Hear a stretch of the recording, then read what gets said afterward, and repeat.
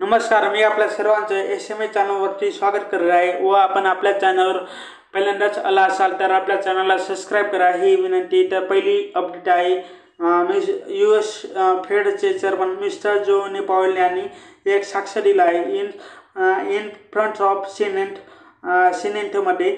तर त्यात त्यांनी म्हटलं की there is not aggressive not urgency in do adjust the monetary policy. जर आपण 6 महिन्यापूर्वीच्या गोष्ट पाहिलं तर फेडरल रिझर्व्ह ज्या पद्धतीने अग्रेसिव्हली रेट कट करण्याच्या गोष्टी करत होतं व आता ते म्हणत आहेत की मॉनिटरी पॉलिसी कोणताही फेरबदल करण्याची गरज नाही। आणि हे आम्ही सध्या आपलं गव्हर्नमेंट सिक्युरिटीमध्ये वगैरे टाकू शकतो। आणि आता यील्ड पाहिलं तर 4.54% वर आहे। तर म्हणजे जे थोडी यील्ड वाढली आहे, यामुळे अर्जन्सी काहीसे वगैरे तेवढी दिसत नाही। तर यावर ट्रेजरी सेक्रेटरी मिस्टर सॉफ्ट ब्रेसन्स यांनी म्हटलं आहे की आपलं जे व्हाईट हाऊसकडून काय प्रेशर वगैरे टाकलं जात नाही रेट कटसाठी। तर आम्ही येथे एक प्रेशराईज करणार नाही असं म्हटलं आहे।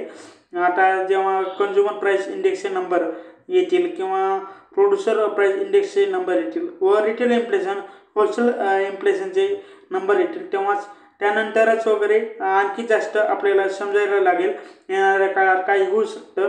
ही एक टिपिकली सिस्टम असते, एक इकोसिस्टम असते ज्यामध्ये की गव्हर्नमेंट आणि फेडरल रिझर्व्ह हे यांचे एक आपलं कॉपरेशन वगैरे असतं। आणि त्यामध्येच आता टर्म्स वगैरे मुवमेंट वगैरे होत आहेत, म्हणजे थोडे मतभेद होत आहेत काही, आणि त्यामध्ये काही वगैरे फ्रिक्शन्स आहेत असं वाटत आहे। तर आता पाहावं लागेल, मला वाटतं की जास्त व्हायला नको, पण आताही मतभेद वगैरे सुरू आहेत त्यांच्या। आणि एक्सपेक्टेशन आहे की अग्रेसिव्हली रेट कटसाठी भरपूर वेळ लागू शकतो। आता आपण अनएम्प्लॉयमेंटचे नंबरची गोष्ट केली तर आता लेबर मार्केट काहीसं कूल ऑफ झालेलं दिसत आहे, ही पॉझिटिव्ह गोष्ट आहे। GDP नंबरही आणखी आपलं डिसअपॉइंट वगैरे झालेला नाही व इन्फ्लेशन नंबरही 2%च्या जवळपास वगैरे दिसत नाही। आता हे सर्व फॅक्टर पाहावे लागतील त्यानंतरच हे नंबर वगैरे कसे आउट होतील, त्यानंतर फेडरल रिझर्व्ह काय ॲक्शन घेईल या सर्व गोष्टीवर ते पाहावं लागेल। मला तर वाटतं की जे ओव्हरऑल ग्लोबल ट्रेड टेन्शन चालत आहे टॅरिफ्समुळे त्यांच्यावरही थोडं प्रेशर येत असेल। अँड पर्टिक्युलरली जी परिस्थिती आहे त्यावरही फेडरल रिझर्व्हकडून काळजीपूर्वक पाहणी केली जाईल। यासाठी एक इंटरेस्टिंग टाईम वगैरे येत आहे सध्या। आणि तसंच पुढील न्यूज मिस्टर ट्रम्पने आपलं वर्ल्ड बँकेला वगैरे काही थ्रेट्स वगैरे केले आहे। तर हे का धारेवर धरत आहेत त्यांना, तर हे थ्रेट्स का करत आहेत, तर हे याला समजून घेण्याचा प्रयत्न करून फ्रिशने वगैरे वॉर्निंग दिलं आहे। ज्या पद्धतीनं मिस्टर ट्रम्पने एज्युकेशन पास वगैरे केलं आहे, एक पुढील 6 महिन्यांसाठी एक रिव्ह्यू केलं जाईल, जे की गव्हर्नमेंट सपोर्ट वगैरे करत असतं आपलं मॉनिटरी टर्म्समध्ये इंटरनॅशनल ऑर्गनायझेशनला, जसे की वर्ल्ड बँक असो किंवा इतर काही बँका जे की मोठ्या वर्ल्ड लेवलचे आहेत आणि अमेरिकन बँक आहेत त्यांना वगैरे US गव्हर्नमेंट वगैरे सपोर्ट करतं तर त्यांच्यावर एक रिव्ह्यू करण्यासाठी त्यांनी सांगितलं आहे। आणि येणाऱ्या काळात हे सपोर्ट कमी होऊ शकतं किंवा कम्प्लिटली बंद होऊ शकतं। जर हे सपोर्ट US कडून कमी होत असेल तर जी AAA जी रेटिंग असते, जे की रेटिंग आपलं वर्ल्ड बँक वगैरे एन्जॉय करत असतो, तर ते रेटिंग वगैरे लूज होऊ शकते। आणि मोदीजने हेच इंडिकेशन वगैरे दिलं होतं, आता फ्रिचने हे इंडिकेशन वगैरे दिलं आहे। हे USA फुल विड्रॉल म्हणजे घडू शकत नाही US कडून या प्रोग्राममध्ये असं अपेक्षित आहे। बट मिस्टर ट्रम्प यांच्याकडून अंदाज आपलं लावता येण्याजोगं कोणत्याही गोष्टी वगैरे गोष्टीची अपेक्षा करणे नेहमी चांगलेच असते। नेहमीच ते काहीतरी अलगच करत असतात. जे आपण जे विचार करतो त्याचं जर अलग काहीतरी त्यांचे पाऊल असतात. तर हे 6 महिन्यानंतर काय निर्णय होतील ते पाहण्याजोगे असतील. तर तसंच पुढील म्हणलं तर आपलं पुढील न्यूज म्हणलं तर ट्रम्प टॅरिफ रिलेटेडच आहे. तर आणि कशा पद्धतीनं आता आपलं एमर्जिंग एशियासाठी एक लूज परिस्थिती वगैरे निर्माण होऊ शकते. आपण जसं वर्ल्ड विन विन सिच्युएशन वगैरे किंवा जिंकल्यासारखं परिस्थिती वगैरे पाहत असतो. पण तशीच एक लूज सिच्युएशन वगैरे येत आहे. तर ही कशी लूज सिच्युएशन वगैरे येत आहे. तर एमर्जिंग एशियन इकॉनॉमी बेसिकली आपण थायलंड अँड व्हिएतनामची गोष्ट केली तर या कंट्रीसोबत त्यांचे भरपूर मोठे लार्ज ट्रेड डेफिसिट आहे. US ने ते डेव्हलपही केलेलं आहे. म्हणजे त्यांचं US ट्रेड डेफिसिट आहे, पण ह्या कंट्रीचं वगैरे ट्रेड सरप्लस आहे. म्हणजेच हे देश वगैरे सरप्लस वगैरे आहेत, सरप्लस सोबत आहेत US सोबतच्या ट्रेड्समध्ये. चायना जेव्हा +1 स्ट्रॅटजी इम्प्लिमेंट वगैरे करणे सुरू केलं तर एक चांगला बेनिफिट्स थायलंड आणि व्हिएतनामच्या इकॉनॉमीकडे वगैरे गेला. आणि US जे ट्रेड गॅप थायलंडसोबत आहेत ते 343% वगैरे वाढले आहेत 2017 आणि व्हिएतनामचा ट्रेड गॅप जो आहे तो 222% वाढला आहे 2017 जेव्हा चायनाने +1 स्ट्रॅटजी वगैरे आणली. आणि आफ्टर कोविड नंतर आणखी जास्त ॲग्रेसिव्हली ही प्रमोट वगैरे झाली आहे. आणि याचा सर्वात जास्त फायदा थायलंड आणि व्हिएतनामला झाला आहे. अनेक लोकांना असंही वाटतं की चायनाची +1 स्ट्रॅटजी भारतालाही चांगली असेल, पण आपण आणखी मॅन्युफॅक्चरिंगच्या दृष्टीने तेवढं काही मोठं काम करू शकलो नाही. व चायनाचे US सोबत चांगले ट्रेड सरप्लस आहे. आणि या कंट्रीचे चायनासोबत एक चांगले ट्रेड रिलेशन वगैरे आहेत. तर आता काय होईल म्हणजे बिकॉज चायनाने आता +1 स्ट्रॅटजी डेव्हलप वगैरे केलेली आहे. तर US ज्या देशासोबत वगैरे ट्रेड सुरू आहे म्हणजे इतर देशासोबत, त्यामुळे त्यांचे ट्रेड नंबर वगैरे भरपूर वर गेले होते. आता मिस्टर ट्रम्प आले आहेत तर त्यांना हे ट्रेड नंबर भरपूर हाय दिसत होते. तर त्यांनी याला सरळ सॉल्व करण्यासाठी जे की देश वगैरे त्यांच्याकडून ट्रेड सरप्लस वगैरे घेऊन जात आहेत तर त्याही कंट्रींना वगैरे हेवी ड्युटीज वगैरे लावल्या जातील. आणि म्हणजे कारण अवरेज टॅरिफ्स जे आहे म्हणजे एमर्जिंग इकॉनॉमी अमेरिका ज्यांच्यावर काय शुल्क वगैरे आकारत आहे व हे देश आपल्यावर काय रेट आकारतात ते पाहण्यासाठी तुलना करण्यासाठी सांगितलं आहे. यामध्ये रफली 6 to 7% वगैरे डिफरन्स आहे, फरक आहे. त्यामुळे ॲडिशनल टॅरिफ US वरती स्वतः इकॉनॉमी लावत होत्या. तर आता USनेही म्हटलं आहे की आम्हीही तुमच्यावर लावणार आहोत. ही निगेटिव्ह गोष्ट आहे. एक लूज सिच्युएशन वगैरे असेल तर व दुसरी लूज सिच्युएशन ही आहे की ऑलरेडी चायनाचे हे परिणाम होत आहेत, चायनावर याचे परिणाम होत आहे. व USच्या USच्या टॅरिफमुळे चायनाच्या इकॉनॉमीवर चांगले परिणाम होत आहे.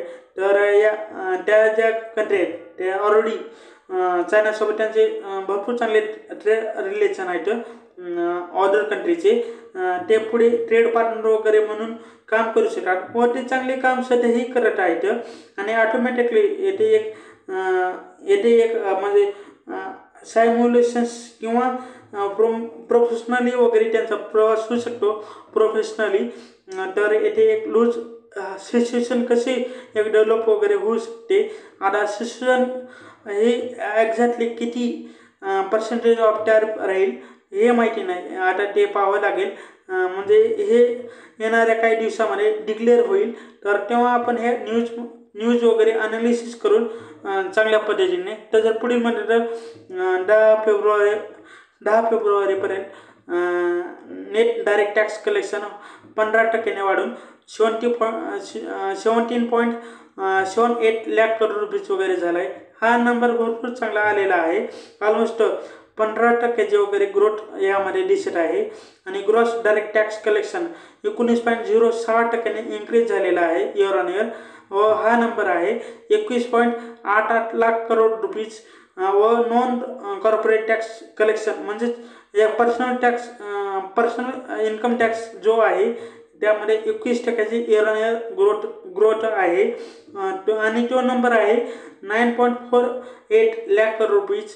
तर यावेळी या बजेटमध्ये इन्कम टॅक्समध्ये काही सूट वगैरे दिली आहे, तर त्यामुळे हा नंबर 1 लाख करोड रुपीजने वगैरे कमी होऊ शकतो. आणि यामुळे कंझम्पशनवर किती परिणाम होईल ते वगैरे पाहावं लागेल. आणि आता पुढील वर्षी इन्कम टॅक्सचे नंबर किती वाढतील तेही पाहणं खूप इंटरेस्टिंग गोष्ट असेल. नेट डायरेक्ट टॅक्स कलेक्शन 6% वगैरे इयर ग्रो झाला आहे, आणि तो नंबर आहे 7.78 लाख करोड रुपीज. तर आपण आपला हा म्हणजे नेट प्रॉफिटमध्ये हायर सिंगल डिजिट वगैरे आपल्याला पाहायला दिसत आहे. हाय सिंगल डिजिट ग्रोथ व सिक्युरिटी ट्रान्झॅक्शन टॅक्सचा नंबर पाहिला तर त्यामध्ये 65% ग्रोथ आहे इयर ऑन इयर, आणि तो नंबर आहे 49,201 करोड रुपीज. तर जे ट्रेडिंग वगैरे करतात त्यांना किती प्रॉफिट होतं काही माहीत नाही, पण दुसरे दोन जे प्लेयर्स आहेत त्यांना चांगलं प्रॉफिट होतं. एक म्हणलं तर ब्रोकर आणि दुसरं म्हणलं तर गव्हर्नमेंट. तर ब्रोकरला वगैरे ब्रोकरेज मिळत असतं आणि गव्हर्नमेंटला वगैरे STT मिळत असतं. आणि जर आपण शॉर्ट टर्म कॅपिटल गेन्स कमी होत असेल तर त्यावरही टॅक्स वगैरे सुरू वगैरे होत असतात. मला वाटतं की हे फक्त ब्रोकर आणि गव्हर्नमेंटसाठी चांगली परिस्थिती असते, पण येथे रिटेल इन्व्हेस्टरला वगैरे चांगली परिस्थिती वगैरे नसते तेवढी. व रिफंड पाहिलं तर 4.1 लाख करोड रुपीचे वगैरे इश्यू केले. व हे यामध्ये 42.63% ग्रोथ आहे. ग्रॉस डायरेक्ट टॅक्सचे नंबर पाहिला तर 21.88 लाख करोड रुपीचा आहे, ज्यामध्ये की 19.06% ग्रोथ आहे. पण नेट डायरेक्ट टॅक्स कलेक्शन 40.6% वगैरे ग्रो झालेला आहे. हे का झालं आहे तर येथे 42% रिफंड वगैरे वाढली आहेत. तर जर पुढील म्हणजे तर आता इंडियाचं आणि इस्रायलचं जे आपलं लेटरल ट्रेड जे आहेत तर त्याची गोष्ट केली तर लास्ट इयरमध्ये इंडियन आणि इस्रायलचे जे आपलं हे होतं, इस्रायलचे जे आपलं बायोलेटर ट्रेड्स वगैरे होते ते पाहिले तर ते जर आपण पाहिले तर ते $6.5 बिलियन होते. आणि FY23 मध्ये तर हा नंबर $10.77 बिलियन होता. तो ॲक्च्युअली डिक्रीज झाला आहे, आणि हे खूप आपल्याला वाढायचं आहे. पुढील 12-13 वर्षात याला 10 टाइम्स वगैरे करायचं आहे, असे कॉमर्स मिनिस्टर पियुष गोयलने म्हटलं आहे. पण तसेच फॉरेन डायरेक्ट इन्व्हेस्टमेंट इस्रायलकडून जी की भारतामध्ये वगैरे होत असते ती भरपूर कमी झाली आहे. एप्रिल 2020 ते सप्टेंबर 2024पर्यंत ही संख्या हार्डली $327 मिलियन आहे. पण येथून पुढे आणखी पुढेही म्हणजे बायोलेटरल्स आपलं ट्रेड्स वाढवण्याची अपेक्षा आहे दोन्ही कंट्रीजना वगैरे. आणि ही एक्सपेक्टेशन वगैरे आहेत. यासाठी की सेक्टर काय आहेत, एक म्हणलं तर डीप टेक्स, दुसरं म्हणलं तर फिनटेक्स, तिसरं म्हणलं तर आपलं ॲग्रीटेक्स, सायबर सिक्युरिटी, डिफेन्स आपलं artificial intelligence, wire conservations and renewable energy. तर या सेक्टरमध्ये भरपूर जास्त लक्ष केंद्रित केलं जाईल. फ्री ट्रेड्स ॲग्रीमेंटचेही डिस्कशन वगैरे सध्या सुरू आहे. दोन्ही country free trade agreement explore करत आहेत. तर आणि नेक्स्ट स्टेप्समध्ये जे अंडर रायटिंग चॅलेंजेस आहेत, स्पेशली यामध्ये काही आव्हाने असू शकतात आणि त्यावर काय काय फॉर्मल निगोशिएशन वगैरे होऊ शकतं. आणि एक भरपूर अम्ब्रिशियसन्स प्रोजेक्ट वगैरे आहेत इस्रायलचे. तर ते आहेत India middle east European economy corridors. तर त्यासाठी सौदी अरेबिया आपलं जॉर्डन्स, आपलं भारत आणि आशियाला युरोपशी जोडण्याचा प्रयत्न आहे. तर त्यांचे वगैरे इन्फ्रास्ट्रक्चरची प्लॅनिंग वगैरे चलत आहे. तर प्लॅनिंग अंडरवे आहे व जिओपॉलिटिकल टेन्शन वाढवल्यामुळे हे काही प्लॅन वगैरे बॅकसीटवर गेले होते.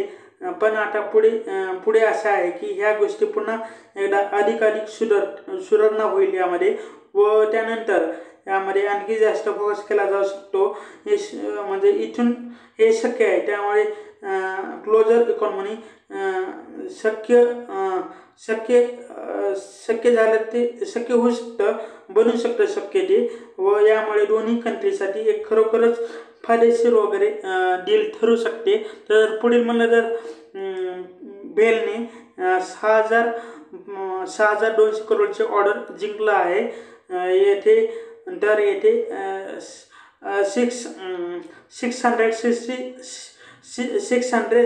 666 मेगावॅटचे दोन पॉवर स्टेशन फेज 2 वगैरे डेव्हलप करायचं आहे आपलं पुरुलिन्स वेस्ट बेंगॉल्समध्ये, ज्यामध्ये की कार्यक्षेत्र आहे सप्लाय रेक्शन्स आपलं टेस्टिम्स अँड आपलं कमिशन्स ऑफ स्टीम्स जनरेशन, आपलं ऑक्सिलरीज हे काही स्कोप वगैरे ह्यामध्ये आहेत.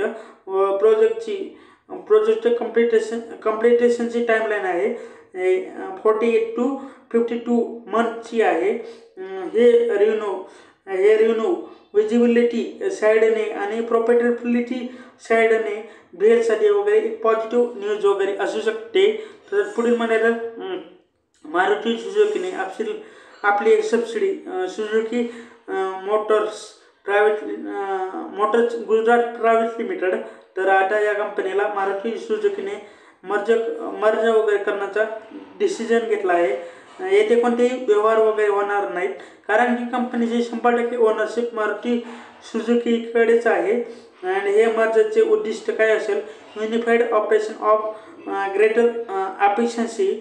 तर मला वाटतं की यांचं गुजरातमधील बेलोनी येथे एक प्रोडक्शन वगैरे होत असतं.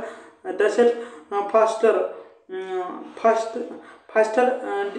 Faster decision making and reduce आपलं ॲडमिनिस्ट्रेशन एक्सपेन्सेस जे आहेत खर्च वगैरे ते वगैरे कमी करण्याचं वगैरे उद्दिष्ट असू शकतं या मर्जरचं. अँड प्लस बेटर रिसोर्सेस आपली maintenance across the manufacturing and distribution network. मला वाटतं की या गोष्टी सरळ व सुरक्षित करण्याचा प्रयत्न मारुती सुझुकी करू शकते. त्याच्यात पुढील म्हणलं पर्जर पेंट. तर यांचे वगैरे रिझल्ट वगैरे पाहू. तर यांचे रिझल्ट कसे वगैरे आलेले आहेत. तर यांचे रिझल्ट पाहिले तर प्रॉफिट आणि इबिटाचे नंबर फ्लॅट आहेत. तर त्यामध्ये काही वगैरे बदल दिसत नाहीत. नेट प्रॉफिट पाहिले तर त्याचा नंबर वगैरे 1.6% डिक्लाइन झाला आहे. रेव्हेन्यू ही 3.2% वगैरे 2% वगैरे अप झालेला आहे इयर ऑन इयर. तर व इबिटा 1.7% वगैरे इयर ऑन इयर ग्रो झालेला आहे. आणि मार्जिन ही 8 बेसिस पॉईंटने वगैरे पडले आहे. त्याचं कारण म्हणलं तर highly input cost and competition आहे. आणि यांना वगैरे बिर्ला ओपसने वगैरे चांगली टक्कर वगैरे देण्याचा प्रयत्न करत आहे. मार्केट शेअर गेन करण्याचा प्रयत्न करत आहे. तर आपल्याला माहीतच आहे एशियन पेंट कडून वगैरे हे किती वगैरे मार्केट शेअर घेतील हे काही सांगता येत नाही. बट सेकंड आणि थर्ड प्लेअरकडून हे डेफिनेटली मार्केट शेअर वगैरे शिफ्ट वगैरे घेऊ शकतात, म्हणजे एक ओढून घेऊ शकतात. व याचा परिणाम आपण पाहू शकतो. आता एक्स नोबल्स ने आपले इंडियन युनिट वगैरे विकण्याचे डिसिजन घेतलं आहे, डिसाईड केलं आहे. आपलं वर्जन पेंट आता या रेसमध्ये वगैरे नाही, कारण की त्यांना व्हॅल्युएशन भरपूर जास्त दिसत होते. जर पुन्हा जर हे फेअर प्राईजला वगैरे आले तर हे वर्जन पेंट पुन्हा विचार करू शकतं, असे त्यांच्या सीओने वगैरे म्हणितलेलं आहे. तर पुढील म्हणलं तर बजाज हेल्थ केअर. तर बजाज हेल्थ केअरचे नंबर पाहिले तर यांचे नंबर वगैरे थोडेसे पुन्हा वगैरे कंपनी वगैरे प्रॉफिटेबल होत आहे. लास्ट इयरमध्ये म्हणजे यांचा लास्ट इयरच्या सेम क्वार्टरमध्ये 22.2 करोडचा वगैरे लॉस होता. तर यावेळी त्यांनी 11.60% वगैरे 11.60 करोड रुपयाचे वगैरे प्रॉफिट वगैरे केलं आहे. रेव्हेन्यू 13.1% वाढवला आहे. इबिटा ही 10.7% वगैरे इयर ऑन इयर वाढवला आहे. व मार्जिन ही 17.7%वरच आहेत. व यांचे मार्जिन पाहिलं तर 40 बेसिस पॉईंटने वगैरे घटली आहेत इयर ऑन इयर. व त्यांचे भविष्यासाठी आपलं speciality API portfolio and finished dosage formulation करतील अशा अपेक्षा वगैरे आहे. त्याच्यात पुढील म्हणलं वोडाफोन आयडिया. तर यांचे लॉस वगैरे नॅरो झाले आहेत मार्जिनली. तर मार्केटच्या एक्सपेक्टेशन होतं की हे वगैरे 7,000 करोडचे वगैरे लॉस करतील, पण ॲक्च्युली तो नंबर वगैरे 6,709 करोड रुपयाचा आलेला आहे. तर मार्केटचे एक्सपेक्टेशनपेक्षाही प्रॉफिटचे नंबर वगैरे चांगले आले आहेत. व मार्केटला रेव्हेन्यूमध्ये 11,250 करोडची अपेक्षा होती, पण ॲक्च्युली तो नंबर 11,117 करोड रुपये वगैरे आलेला आहे. तर लॉस कमी झालेला आहे, ही चांगली गोष्ट आहे. आणि ॲव्हरेज रेव्हेन्यू पर युजर 4.2% Q वाढला आहे. व इयर ऑन इयर पाहिलं तर 19.3% वगैरे वाढला आहे. आणि ॲव्हरेज रेव्हेन्यू पर युजरचा नंबर जो आहे तो 163 रुपीज आहे. म्हणजे हा नंबर वगैरे जिओ आणि एअरटेलपेक्षा कमी आहे. जिओचा नंबर पाहिला तर 203.33 रुपीज आहे. आणि एअरटेलचा नंबर पाहिला तर 245 रुपये वगैरे आहे. आणि लास्ट जुलैमध्ये जेव्हा टॅरिफ हाईक वगैरे झाली त्यामध्ये त्यांनी आपल्या चार्जेस वगैरे वाढवले, तर त्याचा परिणाम संपूर्ण इंडस्ट्रीवर झाला. आपलं ARPU ची ग्रोथ वगैरे 12 ते 18.5% वगैरे ग्रोथ झाली. तर पण इयर ऑन इयर यांनी आउट ऑफ परफॉर्म केला आहे. व टोटल नंबर सबस्क्राईबची गोष्ट केली तर यांचा सबस्क्राईब बेस वगैरे Q 2.5% वगैरे डिक्लाइन झालेला आहे. आणि इयर ऑन इयर पाहिलं तर 7.2% वगैरे डिक्रीज आहे. तर यांच्याकडे आता टोटल सबस्क्रायबर 19.98 करोड आहेत. हा फार कमी नंबर आहे. जिओकडे पाहिलं तर 48.2 करोड सबस्क्रायबर आहेत. आणि एअरटेलकडे 41.4 करोड सबस्क्रायबर आहेत. तर एवढे जास्त वगैरे सबस्क्राईब आहे, त्या तुलनेमध्ये वोडाफोन आयडियाकडे सबस्क्रायबर कमी येतं. तर वोडाफोन आयडिया कन्सिस्टंटली वगैरे आपले सबस्क्रायबर लूज करत आहे. जेव्हा यांनी वोडाफोन आयडियाचं वगैरे वोडाफोन आणि आयडियाचं मर्जर केलं होतं तेव्हा त्यांच्याकडे जिओ आणि एअरटेलपेक्षाही जास्त सबस्क्रायबर होते. तर आता ते कमी परत झाल्याचे आपण पाहत आहोत. आणि हे आता हे स्ट्रगल करताना दिसत आहेत. हे म्हणजे हे वगैरे आपण नाकारू शकत नाही. ते आता कसे म्हणजे सर्वाईव्ह करतील हे एक रहस्यच वगैरे बनत आहे. पण गव्हर्नमेंटने वगैरे ऑटोमॅटिकली स्टॉक वगैरे घेतले इथं, कारण डेट इक्विटीमध्ये वगैरे कन्वर्ट गेलेलं आहे. पण गव्हर्नमेंटलाही मक्तेदारी यामध्ये नको आहे. म्हणून ही कंपनी कदाचित टिकून राहू शकते असं मार्केटला खूप अपेक्षा आहे अशी. पण येथे अग्रेसिव्हली म्हणजे आता करंटली वगैरे जे सुरू आहे ते एक्झॅक्टली पुढे जाऊन काय होईल ते येणाऱ्या काळामध्येच आपल्याला दिसून येऊ शकतं. तर शेवटी आपल्या व्हिडिओला लाईक आणि चॅनलला सबस्क्राईब करा. ही विनंती. हा व्हिडिओ पाहिल्याबद्दल धन्यवाद. थँक्यू.